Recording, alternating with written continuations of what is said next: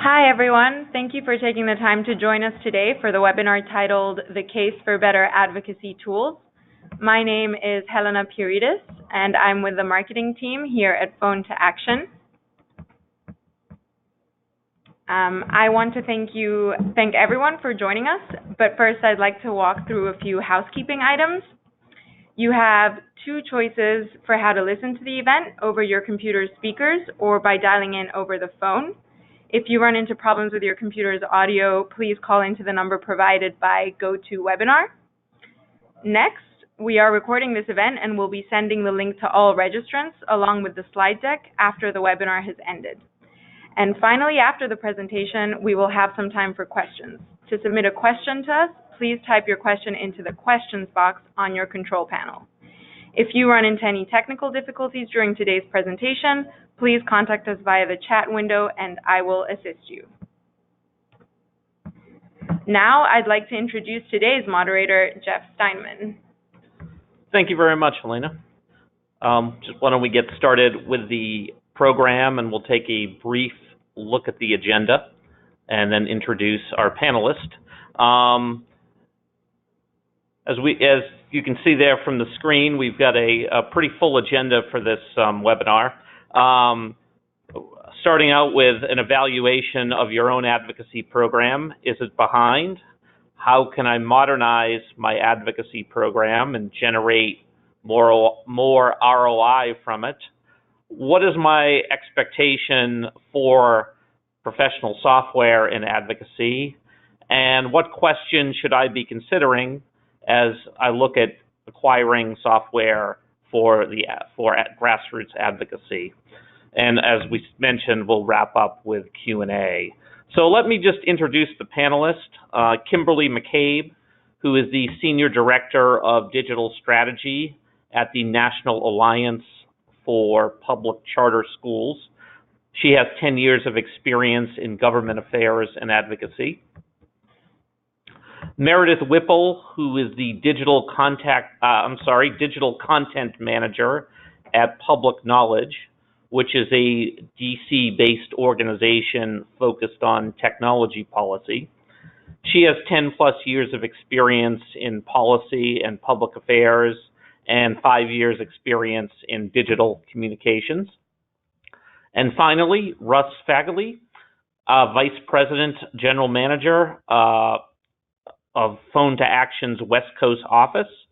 Russ recently joined Phone to Action after 15 years of experience in digital advocacy and campaigns with some very well-known organizations such as Forward US, Next Gen America, and Blue State Digital. So let's just dive right into the program. And the first question that comes up that you may be asking yourself when you think about your advocacy impact is, could my program be more powerful? And is my current solution ineffective? Maybe you're using an older system or process with limited or minimal capabilities. So wanted to just get some feedback and get some thoughts from our panelists on if or when they were in this situation of evaluating their advocacy program. What are some thoughts or ideas or processes that they put in place to address this? Hi, everyone. This is Kim with the National Alliance for Public Charter Schools. And our organization became a Phone to Action client probably about 5 years ago, maybe 6 years.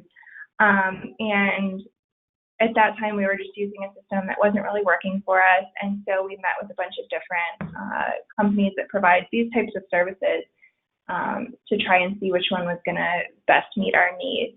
And ultimately, we decided to work with Phone to Action. And I actually continue to meet with different organizations that provide these services to make sure that, one, I always know what other options are out there. And for the most part, it's just to make sure that we are still using the system that best meets our needs. So I highly recommend that you kind of stay abreast of the latest technology in the space. and also meet with the organization that you're working with regularly. I meet with my phone action rep a couple times a year to make sure I know what the new tools are, what is coming down the pike as far as their technology.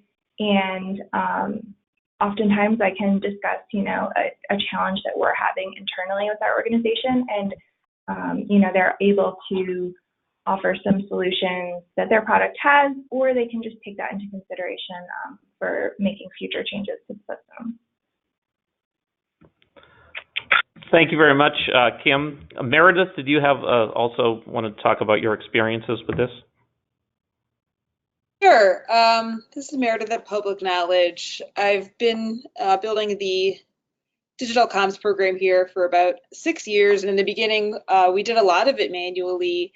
We sort of just kept our lists were pretty dispersed over a few different softwares, and we did a lot of manual spreadsheet work.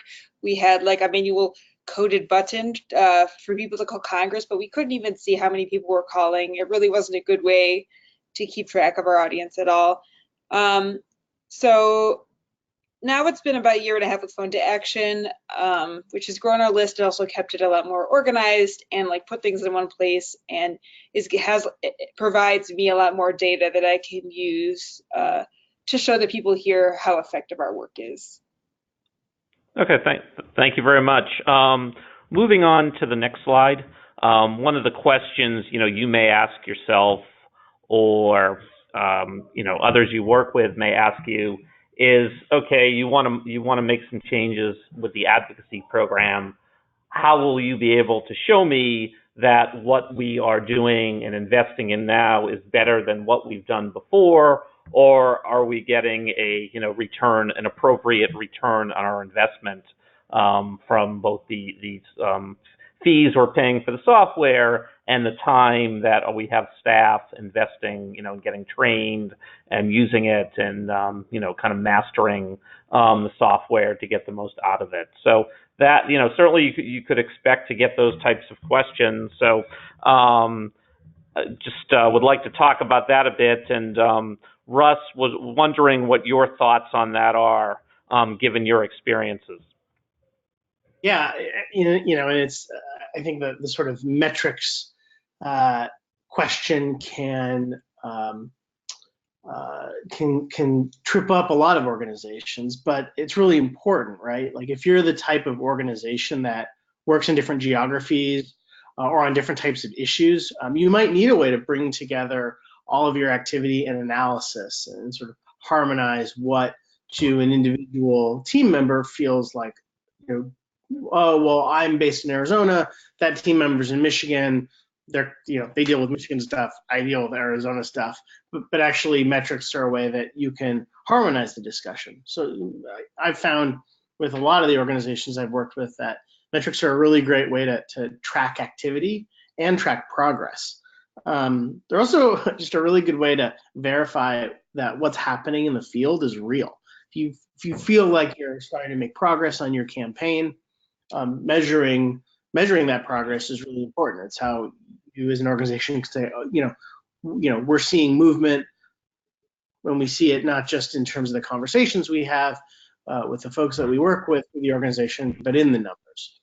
And so I think for you, as you're thinking about your program, developing those metrics and establishing even a basic ROI is really important. So I think that the broad question is, right, do the tools you use currently provide the numbers and metrics that matter to the program you're running and matter to your organization as a whole? Okay, thank you very much, Russ. I think Meredith, also you had some experience with this specifically for when you were having people call Capitol Hill or elected officials, and I think it would be good to hear about that. Yeah, I think, like I said before, we had a lot of it manually, and we couldn't even see how many people were calling, and that wasn't, without those metrics, what am I even reporting to the people here? We can't tell what's effective. We work with coalitions a lot, and we share a lot of numbers in order to build content off of that and evaluate our effectiveness. And our organization really wasn't on a level playing field without having those numbers. So I think having the numbers and also having the numbers really displayed in a very useful way, which is one of the things I like about Phone to Action, is that you can really kind of share those reports with people without having to do too much work. You know, I'm pretty much a one-man shop over here, a one-woman shop, if you will. So just being able to share that with people very simply without having to do too much work myself is something that really saves a lot of time for me. Okay, thank you very much, Meredith. Just want to skip it, sort of jump ahead here a little to the question of how can I modernize my advocacy program? Now, there's many issues to consider there. You want to understand your audience and their behavior. You want to think about how you can mobilize your audience, where they spend time. Like, do they text? Do you have their number? Do you have their email, and is it a good email so you can contact them via email? Another approach is targeting with social media, like Facebook ads. That can be a great way to acquire new supporters, and also, kind of stay top of mind with your existing advocates. And what you want to do is get the attention of decision makers where they spend time. You can email them, call them, even more recently tweet decision makers, and in some cases, if there's a regulatory action out there, you may need to quickly mobilize your advocates to contact the decision makers who are going to be reading these comments submitted through regulatory forms. So there's obviously a lot you can do out there, and especially if you have new staff or there's been turnover in your staff. One thing that's very important to keep in mind is keeping it simple for your team, making it easy to adopt. And while you want to, we expect that the mediums and tactics that work today may need to be slightly modified in the future as people adjust their advocacy. You always want to have the idea of keeping it simple. And Kim, I know you've had a lot of experience in this area. I'm interested in hearing your thoughts on that. Yeah, so I think it's important to remember that staff turnover exists.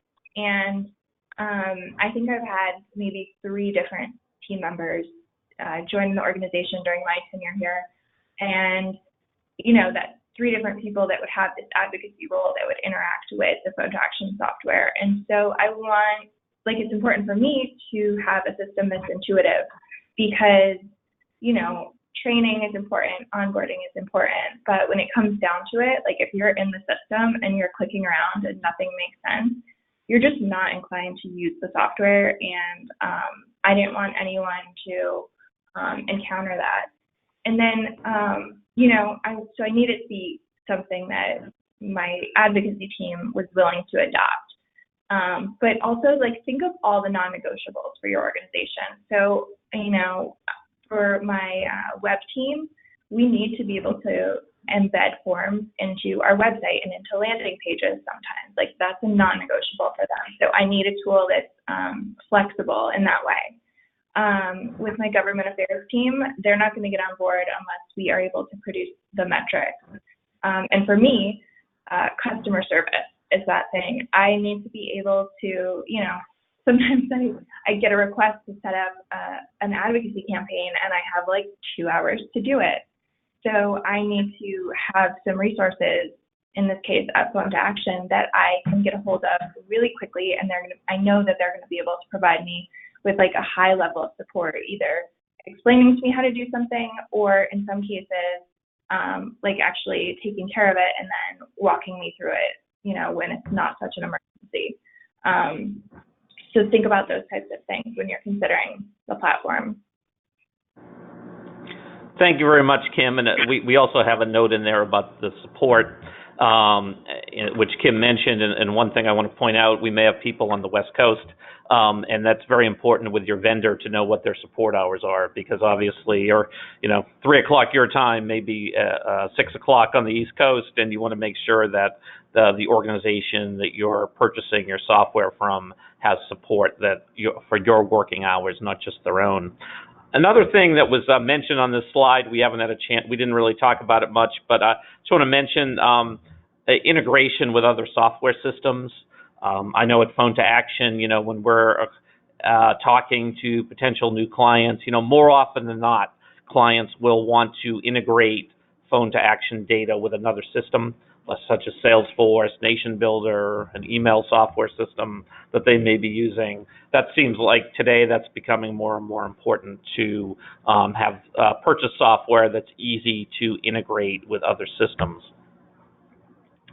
Moving on to the next slide, we just talked about from the sort of professional buyer's perspective the software, but ultimately it will be your advocates who interact with these campaigns. And, we need to keep it simple for them as well. You think about texting, short codes, are the way to go. You can't expect people to be, remembering a 9-digit number or 10-digit number to text into. So, 5-digit short codes are become the standard. And then filling out forms. We know from our own experience that it is a challenge to get people to fill out forms, and in all aspects of web design, and there's a certain number who will abandon at a certain point. So you want to have forms that are easy to fill out, and maybe do things like autocomplete, like if somebody types in their address, the system is smart enough to identify what zip code they're in. And as you can see from this form on the screen, you don't even have to put in your city or state, because the address and zip code is enough to uniquely identify the person. And then even forms you may have set up on other platforms that are integrated with Phone to Action or your advocacy vendor like Facebook, where you want people to sign up or take action. You can see right there, there's a Facebook form as well. So wanted to get Meredith's feedback. I know Public Knowledge has adopted some texting programs, and wanted to ask her how those have worked out and how they have met her expectations.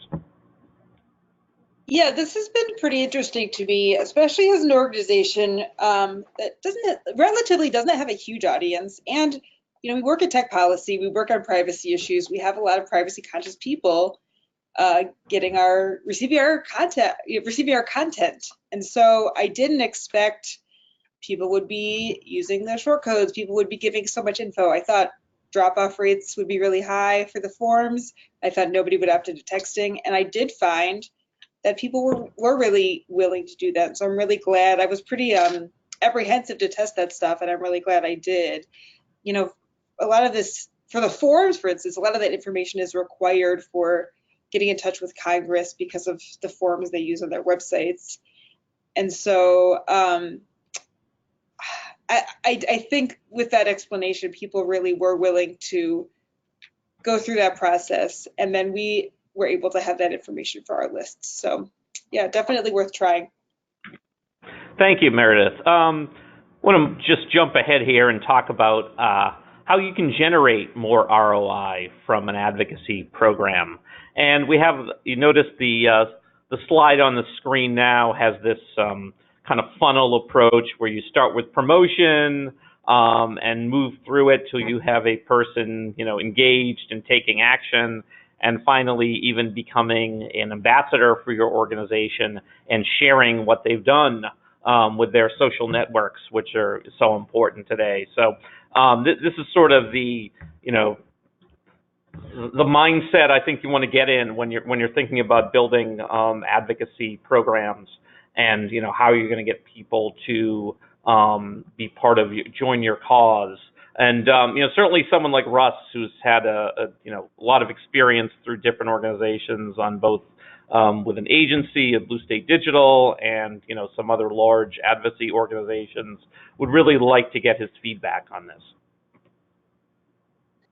Right. There's been a lot of discussion, especially in recent years, on the need to create a ladder of engagement for advocates and for users kind of connected to an organization. And that's really important, right? I mean, I would encourage everyone, as they're thinking about how to improve their digital program, how to improve their advocacy efforts, and how to upgrade their software. I encourage folks to think about what actions and asks you can bring to your audience that you haven't done before. I think it was mentioned, I came to Phone to Action from an advocacy organization called Forward US, which works on immigration reform and criminal justice reform. And while I was at Forward, we were running a big legislative effort, and we wanted to make sure that the voices and stories of those most impacted by that legislation were front and center in our campaign. So we kind of looked at what we were doing, what we were asking folks to do who were coming in the door to us, and we kind of updated our ladder of engagement to include a share your story ask. And this was like a really intense, explicit share your story ask. Like, we want to put you at the front of our campaign. Your voice, your story is important to us and important to winning. We thought we needed it front and center to win and kind of win the way that made the most sense to the organization. So it wasn't just about asking people to kind of raise their hands or pledge to take action on the issue, but submit this story. And we went through those stories. We found folks with stories of impact and followed up directly with those individuals. And we took those stories, we developed content, we put that in really all of our campaign materials.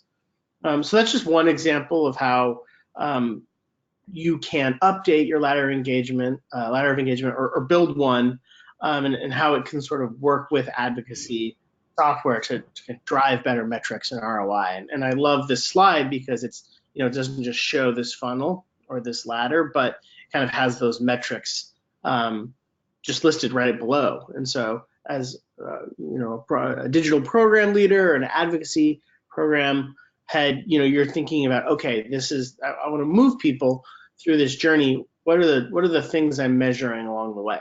And by the way, it doesn't have to be a ladder. Use whatever analogy makes sense for you and for your organization. I've seen ladders, I've seen spider webs, I've seen circles of activity. Use what makes sense and sort of what inspires you to think of new ways to reach out to your audience via your advocacy tools. Okay, thank you very much, Russ. Talking about metrics, if you look at the next slide, that we've got them listed there, and certainly all key items. Some may be more important than others depending on the campaign you're running or the tactics that you're taking, but ultimately, demonstrating ROI with metrics is crucial. And Meredith, I think, has a unique experience. She has worked with some coalitions, which are very, unique and can be challenging. People from different organizations, different personalities, and she has mentioned that using metrics is definitely a way to organize, sort of tie everything together and get everyone rowing in the same direction. So would like to hear, Meredith, you kind of talk about that a little more. Yeah, thanks. So we work in several different coalitions on several different issues, a lot of big grassroots groups with lots of people on staff. And we are not a big organization and we're not a grassroots group. And to be blunt, we just weren't really being taken seriously, not without having sort of an organized system to manage our advocacy. So I think, it just really shows how important it is to have these advocacy softwares, to keep things organized, to be able to present those metrics, to be able to be part of the conversation with these grassroots groups. And it really sort of builds the brand of the organization, I think. Okay, thank you. Want to just jump ahead here a little, and we'll talk about, we've talked a lot about metrics and campaigns and ideas that go into those. I'm going to just transition a little now and talk about, well, if you buy software to help you do all this, what are you really getting? So we can dive right into that and talk about, the true ROI of advocacy software. These are things you'll be able to measure. Growing your audience, communicating with them, mobilizing them, and, ultimately being able to quantify your impact at the end. Maybe you've got a legislative outcome you wanted to get through these efforts, or you've changed some opinions of key decision makers or stakeholders about your issue, things like that you can definitely point to. So the first thing we want to talk about is growing your audience via text. And there's a couple different ways you can do that. Certainly at live events is a great opportunity. You've got your who you would probably consider your most motivated and interested people there for you. You can do a call to action at an event where you can just have them text in a short code, and then you can kind of measure your impact. And you notice up here there's this map here, and you can see as people are texting in, it will show where their numbers are registered, to get a sense of the geographic dispersity of the advocates. Next thing we want to talk about is using the web. Probably the most common usage for advocacy is certainly websites. You're going to be able to drive people to your campaigns where they can email legislators, tweet them, call them, which we talked about previously. We also are now, getting a little bit into election season at the state level, where a few states have elections coming up this year, and you've got your get out the vote tools, which a lot of organizations now are definitely adopting and making part of their advocacy overall strategy, where you can be informing people about candidates and registering to vote and things like that. Where if you get someone interested in the political process, they're more likely to become an advocate in the future, I think, is the general school of thought on that, and I think has been proven out over time. A couple other ways or methods, petitions and sign-up campaigns. A lot of organizations are doing now, where they've got kind of a single issue or maybe a very targeted issue, and they just want to get a large number of signatures to go to this person who they're trying to influence and say, hey, look, here's how many people are against you or don't agree with this decision you're making. Other ways that organizations can grow their audience is social media ads. That's, so many people now are on social media, and the sophistication of the targeting there, you're able to get ads in front of people who are likely to respond. And, certainly there's multiple platforms out there, and I wanted to get Kim's feedback on her experience with this and what she did in order to ultimately arrive at her decision of what software to use. Yeah, I think that Facebook, if you use Facebook as much as I do, which is a lot, you need to put money behind anything you're posting in order to see new people, as well as see the people who are following your page anyway. Like, that's just the way Facebook works these days. So we run Facebook ads on almost all of our content. It's really important to us. And I think there's a couple ways to do it. One is this seamlessly integrated tool that Phone to Action offers, which I think is amazing and really lends itself to high conversion rate. You can also create your own landing pages with Phone to Action forms embedded on them and run ads to those landing pages. We did that at my organization earlier this year for our biggest campaign of the year, which is around funding for charter schools. And we actually A/B tested our landing page using Phone to Action and another tool that our government affairs team wanted to test out. And we wanted to see, when people arrived at this form, which one were they more likely to convert on? And Phone to Action won for a couple of reasons. One, I think that the form was just a lot easier to use. But the other reason that they won is because once I started running the ads, I realized that I could not run any ads to the alternative form, like page B on the A/B test, because they didn't offer a tracking pixel that would work with Facebook ads. So that's something I never would have thought of going into this, but Phone to Action's tool has a tracking pixel that you can put on the back end of your Facebook ads so that you can run an ad and know from within Facebook, like how many people converted using that specific ad. And that's how Facebook ads run. You like literally need to do that to be able to run the ad. So that, was really straightforward to me. Thank you very much, Kim. Also, I know you have some experience with texting and how that's helped your campaigns, and wondering if you can share that with the audience as well. Yeah, so actually it was the same campaign around funding that we were just trying to get as many people to engage in as possible. And to be honest, we don't use text as much as we probably should.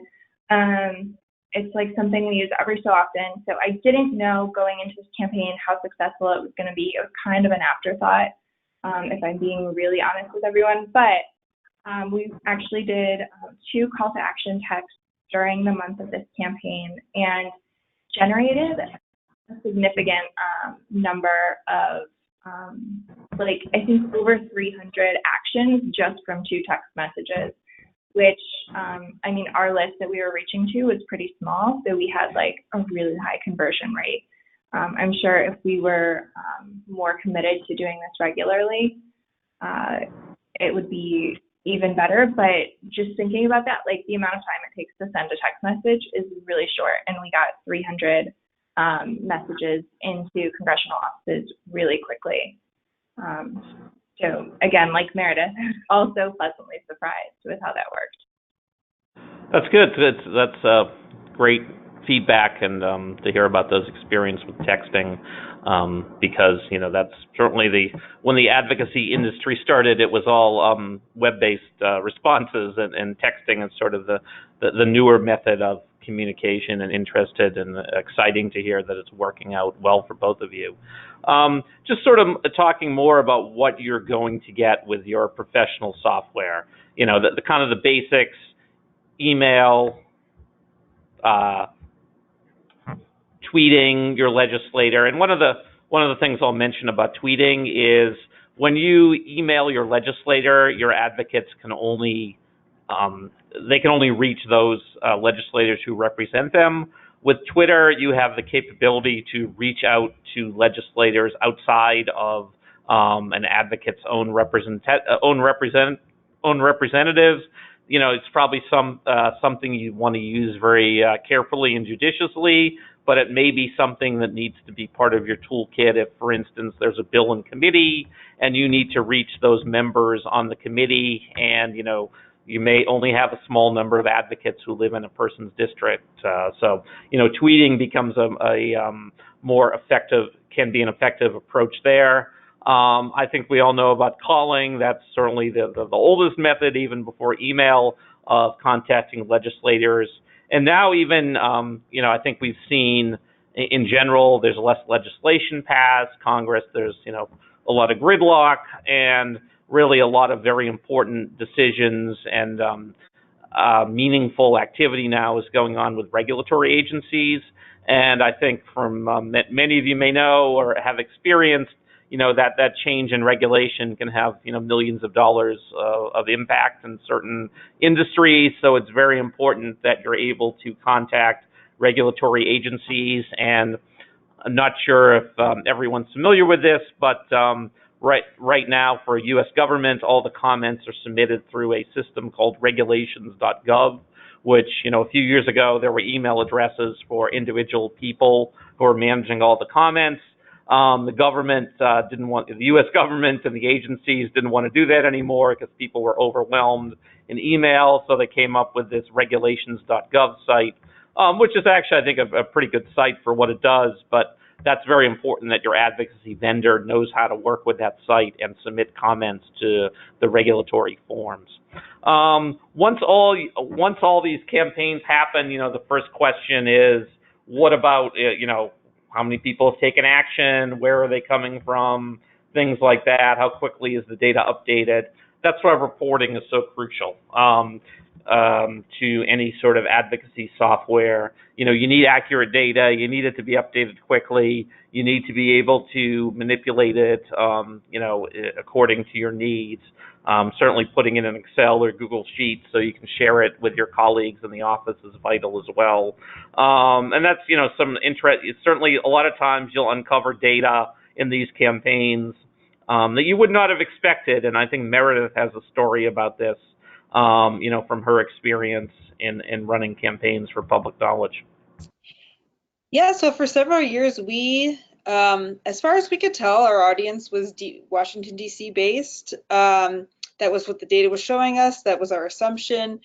Certainly, using phone detection over the years, we've noticed more audience members across the country, and that we've had growth to every single state, which was pretty unimaginable for us before. And that's been able to shift us from, before we were creating content that was pretty Beltway specific, and now we can create, region specific content, and we can reach out to people based on their state. We can say, oh, so-and-so in this district, your representative is doing this, reach out.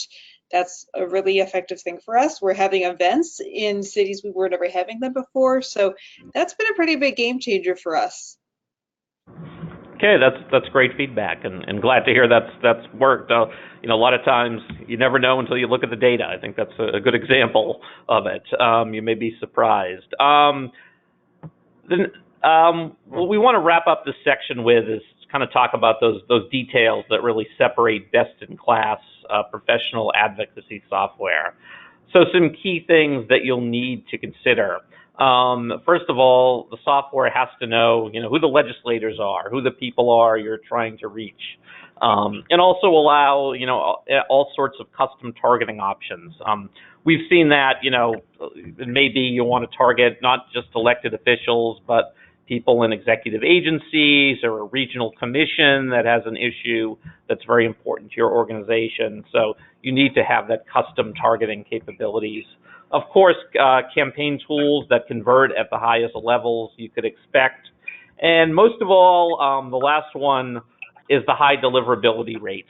Because really, if you could set up all these beautiful campaigns, but ultimately vendors have to deliver the messages to the targets of the campaigns, the elected officials, or the executive branch people. And Kim, I want to get your feedback on that. You've got a lot of experience in this area, and how important it is to get your messages delivered in a timely manner. So, would love to hear your thoughts on that.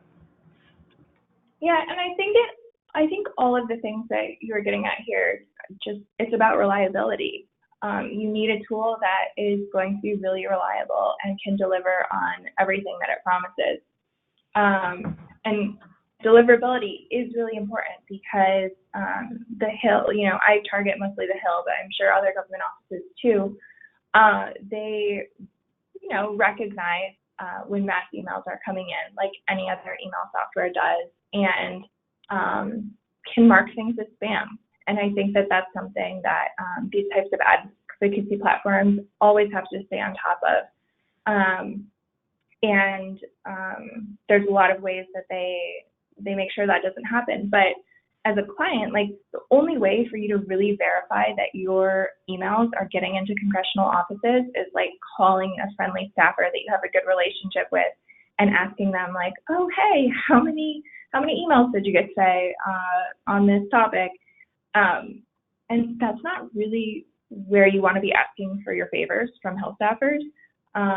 So you want to, and I've done it on a couple of different tools, and I know tools that I have not seen match up with my data, and then there's tools like Phone to Action where I always see 100% match. And you don't want to have to worry about that stuff. You do not want to make those calls in to Hill staffers and ask them for that. So, choose someone and ask them, how do you ensure deliverability? How do you monitor that and stay on top of it? And see what their processes are to ensure that that's happening.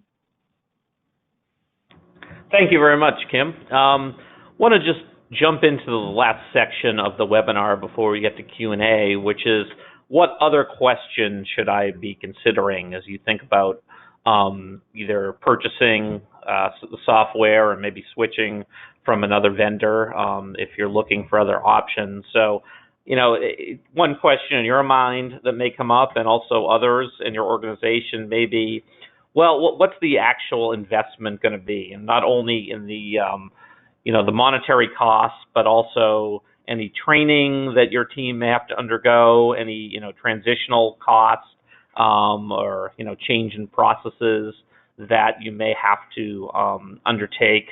And how are you going to get your people your team on board with this investment? So, would like to get some thoughts from Russ on that. I know he's certainly, well versed in this area and be able to give some interesting thoughts.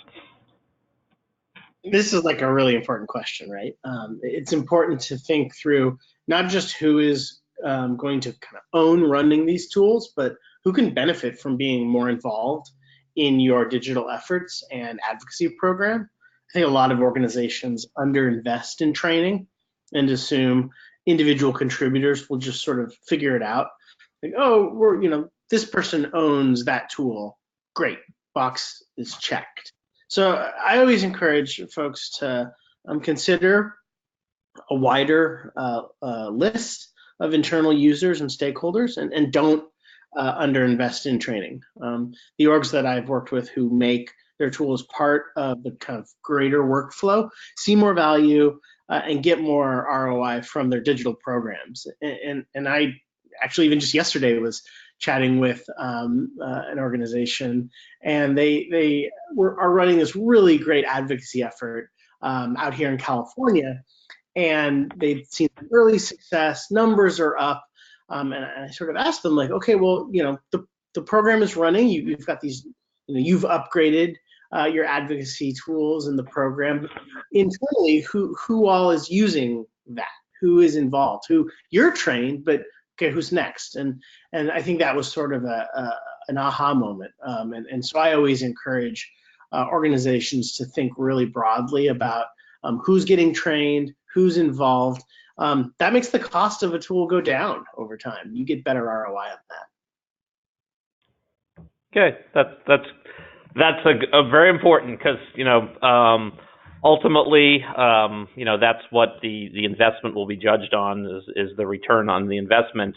And there's certainly risks to consider out there whenever you're going into buying new software and attempting to implement it throughout your organization. There's certain things to keep in mind. How is it going to be implemented with the training? What are you going to do internally to sell it to everyone who needs to use it, not only to your superiors who may be approving it from a budgetary perspective, but also those who you work with who may be more hands-on. And, you want to make sure that you're getting the right solution. If your organization focuses in a specific area, or, maybe you have a group of people that really want to be reached via text, and they've kind of told you that, and that's how they want to be active for your organization. You want to make sure that the software you're buying supports texting in the way you need it to. So now if you've considered all this, the goals and the potential pitfalls, what should your next steps be? I think this is probably the first one there. You see, establish clear advocacy goals. Any project you undertake, of course, they say you should, define what success is. What are you trying to accomplish? So that'd be really important that you get that down and in writing, and get buy-in from others in your organization. Next step, learn the market, which I can say from experience, maybe not buying advocacy software, but looking at other types of software. Vendors can be great resources, because salespeople like to talk about their products, and they they're in the market all the time. They may have insights on what they do versus what competitors do. So it's always good to talk to different vendors, know what your options are. The old thing, maybe if a salesperson tells you something, maybe take that with a shaker of salt, not a grain of salt, because they may have an ulterior motive, of course. But you want to use those people, the people who are trying to market the software and take advantage of what they know. And then finally, talk internally amongst your staff about what you've learned and how that maps to what your goals are. It's always good, to build consensus early when you're undertaking a new type of program, like advocacy software, especially if others in your organization are not familiar with it, may not have used it in a prior job, or their experiences with it are kind of dated, or they weren't all that positive from what was done in the past. It's always good to build that consensus. So just as kind of a wrap up here, we can talk about a summary of the benefits you're going to get with advocacy software. Grow your audience, and we don't have to go through all of these, but I'm sure a few of them off the screen kind of strike you as most important for your organization. Communicate with your audience. Ultimately, this is all about getting people who you have some connection with to advocate for you, and ultimately maybe even become ambassadors for your organization on social media and things like that, if that's the type of campaign you're looking to do. Mobilizing your audience. People, I'm sure people are getting scores, if not hundreds of email a day. How do you break through that inbox clutter for people and get them to sit up and take notice of your campaign? That's so important today, and of where people get certainly too many emails. Nobody's saying they're not getting enough. So that's something to think about. And then finally, once you've got people active, how are you going to report it? How are you going to show it internally? And how are you going to actually learn from what you've done? You could especially today with all types of software, testing, and you could try different messages with different people based on where they live or what other actions they've done in the past with your organization. There's so many different approaches you can take to try to improve your response rate and things like that. That's definitely something you want to keep in mind. You need the reporting to kind of back that up. And finally, keep those key differences in mind. What is going to separate the software you purchase from everything else, and make sure it can deliver for you when you need it. And I think, as Kim brought this up earlier, a lot of times these campaigns are, you'd like to have time to plan them out, but sometimes you can't. There may be an issue that just sort of comes up, and you need to respond in a matter of hours, not days.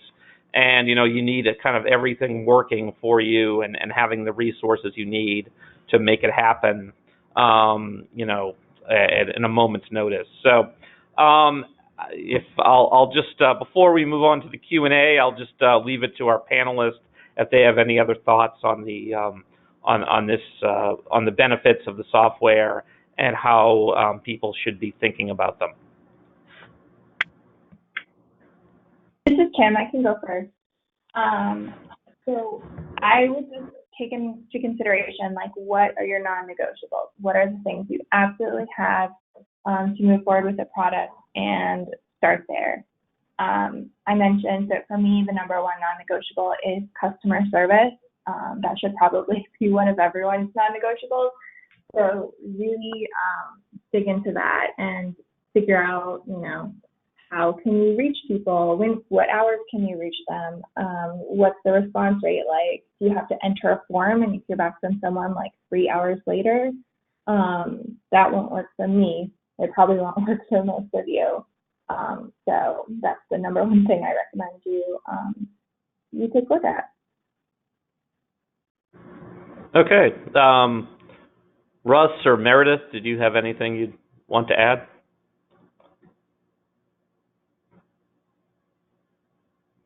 Okay, if not, that's fine. We can move on to Q&A. Be interested to see what type of questions are asked, and I think as Selena mentioned, you can type them into the chat window or box of the software you have for the meeting. But before we, a few ideas. Just first question. What did you need to do to get internal stakeholders to buy in using advocacy software?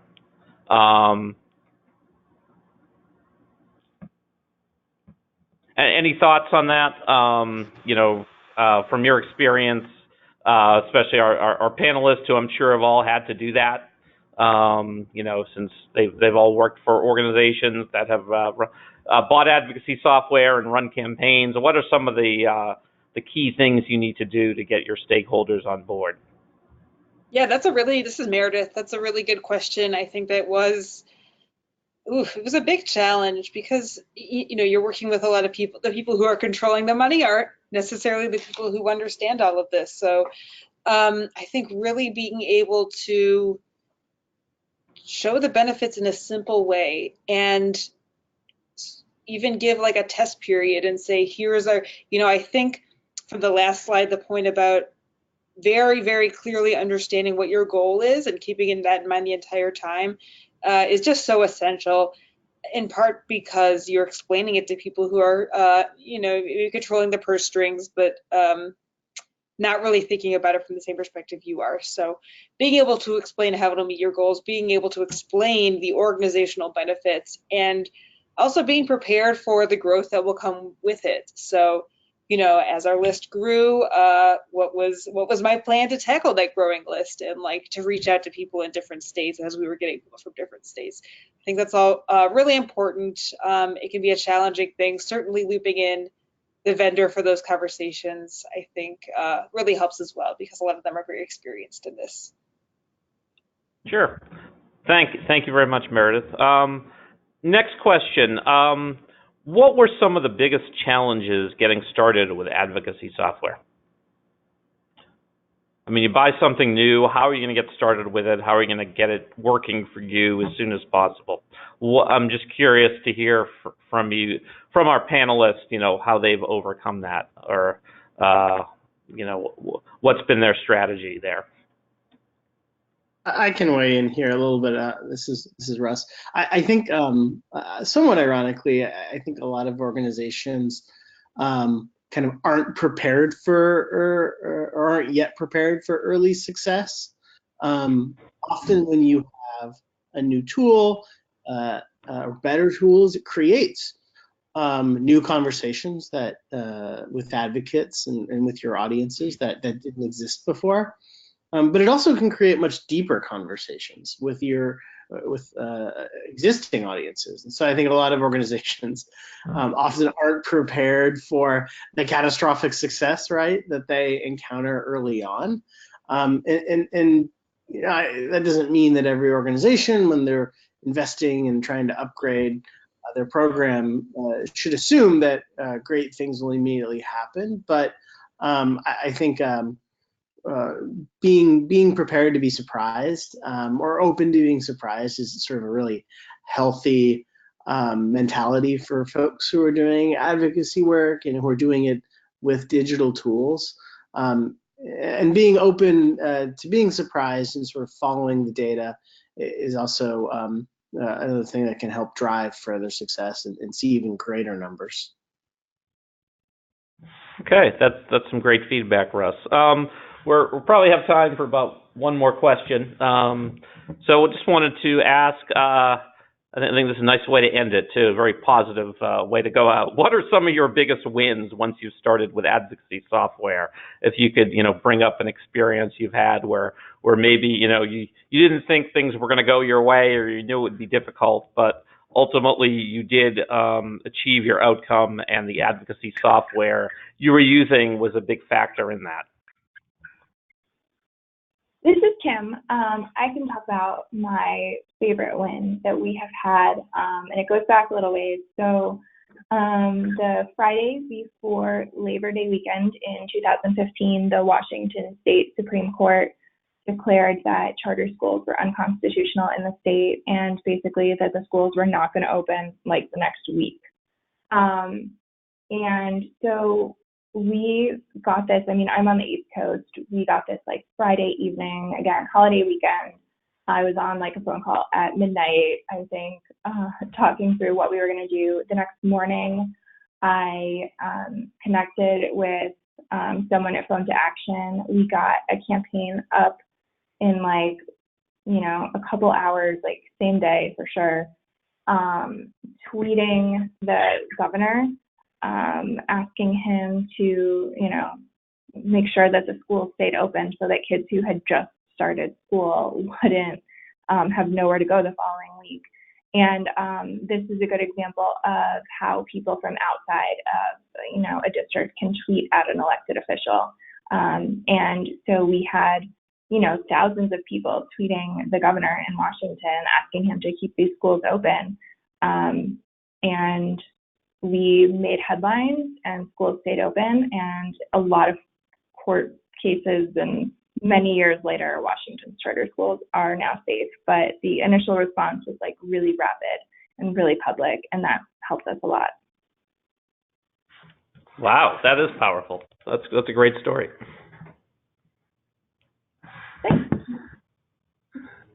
I just want to thank everyone for joining us. Hopefully it's been educational and enjoyable for you. I know it's been enjoyable for us. And you can see the contact information there for more information on how Phone to Action can help you influence public policy, how you can reach us or reach me directly, or you could just find me on LinkedIn as well.